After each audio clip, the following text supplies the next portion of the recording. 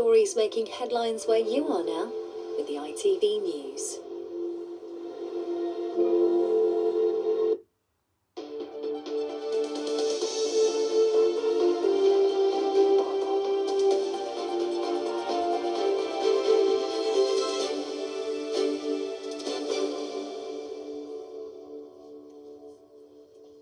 Hello.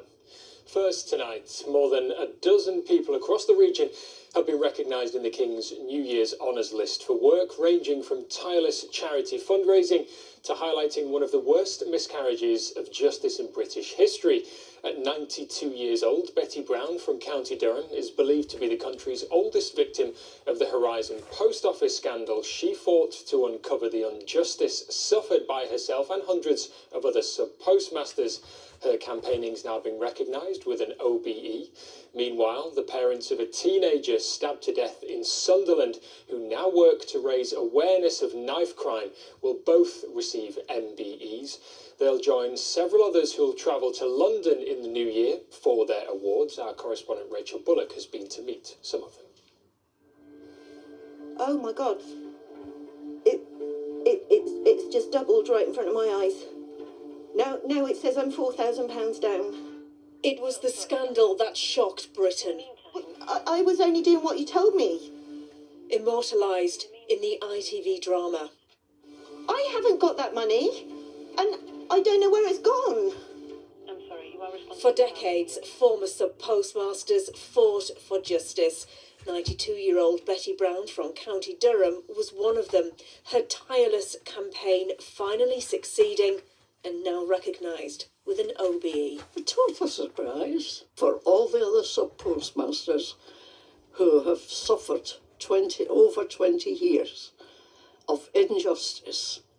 I've accepted it for each and every one of them. I will wear it with pride that nobody ever forgets what they did. It's in Cramlington where we find the country's oldest recipient of a New Year honour. Jack Hearn is 102 and still dedicated to delivering judo lessons in his community. Nicknamed Judo Jack, he's brushing off his remarkable age. I'm only 102. When you learn judo, you learn respect. And so I've lived a life of having respect for everybody that I've been with, taught with, and taught. And I get a lot of it back. I'm very, very honoured and very humble.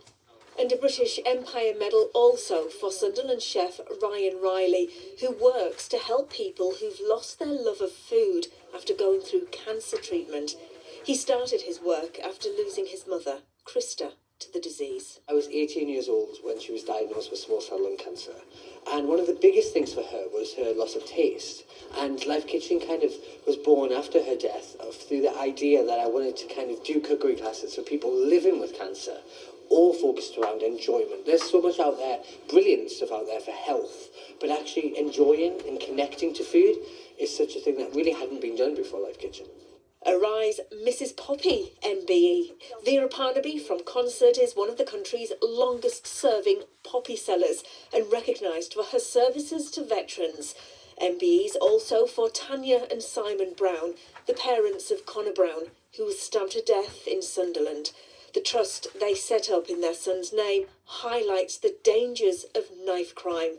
Vital work rewarded. We're still quite overwhelmed by the whole thing, really. It's just so humbling. We're just normal people who just do a normal thing, or we find it normal. We turned our pain into our work, our mission, and it's just who we are now, and we just see the positive in everything that we do, and this is just something that's really positive. And we've always said how proud we were of Connor, so I hope he's proud of us now for doing what we do. I'd like to think so. Our recipients will travel to one of the royal palaces in the new year to accept their honours. An unforgettable day to honour unforgettable contribution. Rachel Bullock, ITV News. Congratulations to all our recipients. Time now for more of the day's other news, and a man has been charged with manslaughter following the death of another man on Christmas Eve. 36-year-old Martin Greensmith was arrested on Christmas Day. Police were called to the Queen's Head in Willington, where 61-year-old Stephen Shevels was found unconscious. He was treated by emergency services but died at the scene. His family have paid tribute to him, saying he will be deeply missed. A 14-year-old boy has died after a tractor overturned at a farm in County Durham. Aaron Anderson suffered serious injuries in the incident in Burnopfield on the evening of December the 21st. He was taken to hospital but died from his injuries on Boxing Day. Police are continuing to investigate and are urging anyone with information to contact them. A 13-year-old boy who was also injured has since been released from hospital and is recovering at home. Northern is urging people to check their travel on New Year's Day, as trains in the region will be reduced. There will be 2 fast trains between Darlington, Middlesbrough and Whitby, but otherwise no other Northern trains will run in the northeast. Services will stop at around 9 p.m. on New Year's Eve and return to normal on Friday. More than half of all homes in parts of Northumberland are second properties, according to County Council figures. The numbers are especially high in popular areas like Bamborough and Beadnell. Councillors say the authority is taking steps to encourage more people to live in some of those areas year-round. A campaigner who aims to help people in despair says his small charity is saving lives. Wayne Groves from South Shields set up the Red Bench project, installing benches that provide information on support services and offer a place where conversations can begin. He says in its first year in 2023, 1 life was saved. This year that number has risen to 10, with 11 benches now installed at different locations. We've become a nation of people where we don't interact anymore. You don't walk past a stranger and say good morning or hello. People just buried in the phones and keep walking past. And that happened a lot. I mean, in the 15 years I used to sit on the beach, I only ever had one person ask if I was okay. And there was times where I was literally ready to walk into the sea and not come back. Wayne Groves set up the Red Bench project 2.5 years ago to try and help anyone who might be feeling despair.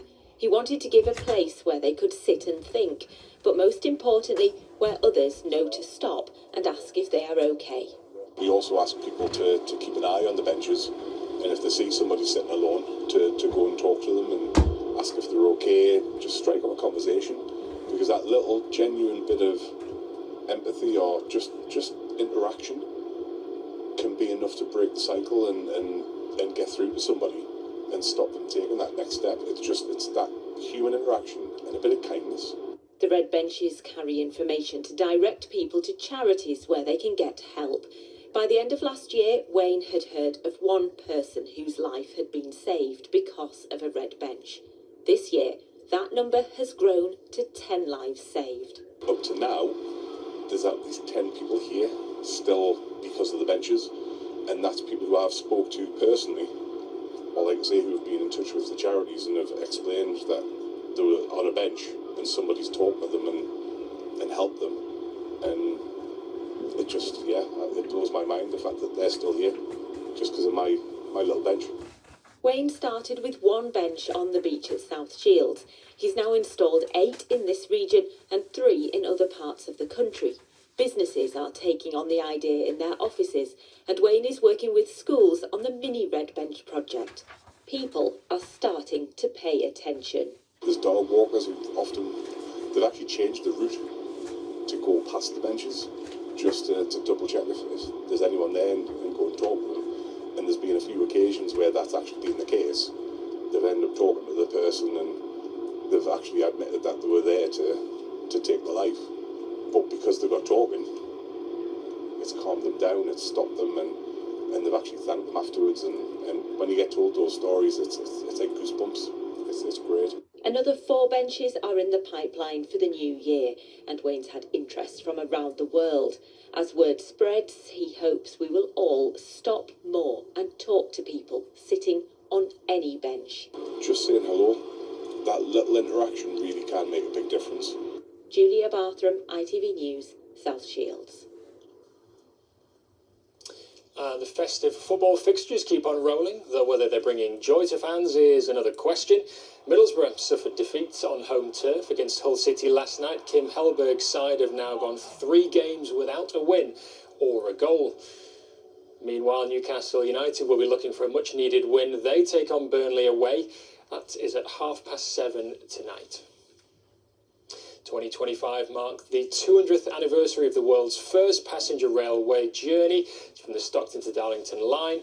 The replica of locomotion number 1 is at Hopetown Museum in Darlington over the festive period. Chris Jepson has more.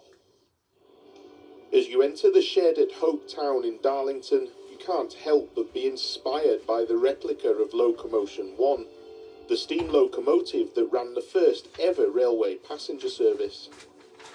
Here on display for all ages to enjoy, it's the culmination of a year-long celebration of the 200-year history of the railway. Celebrations that through the year brought people from across the globe to our region. It's been so momentous because it feels like we brought the world to the northeast, our part of the northeast, to Darlington, to celebrate how we changed the world from here 200 years ago. We've done that obviously through recreating that anniversary journey, that first passenger rail journey on the wonderful locomotion number 1. We had on the anniversary weekend visitors from Tokyo, California, Oslo, all parts of Europe, Southeast Asia. We felt it was something really special. During the festive period, visitors have been able to get up close to the replica, which will again take to the tracks during Easter, providing steam engine passenger journeys for family days out. Couldn't believe it when I came in, because I just walked in and went, wow, because I didn't know it was here. Came to something completely different, and this is fantastic. My family have a history of working on the railways. My dad worked on the railway. So it's just a nice feeling to know that it's here in Darlington. Yeah, it is very proud. I mean, I'm not from Darlington, but I've lived in Darlington. And it's just, like I said, the railway that got the world on track. So it's fantastic that people can actually, hopefully not touch it, but actually see it up close, yeah. Enticing youngsters with Santa's Grotto and other Christmas treats, education of the region's influence on the railway, never far away. Some children understand about the railways and they see pictures and things like that, but coming to a site like ours with our fantastic historical buildings and our collections, it really sort of brings it to life for them, but also helps them to understand the part that we've played in something, and also that it is local people working really hard, and it's something that we should be proud of and celebrate, and we really have shown that this year.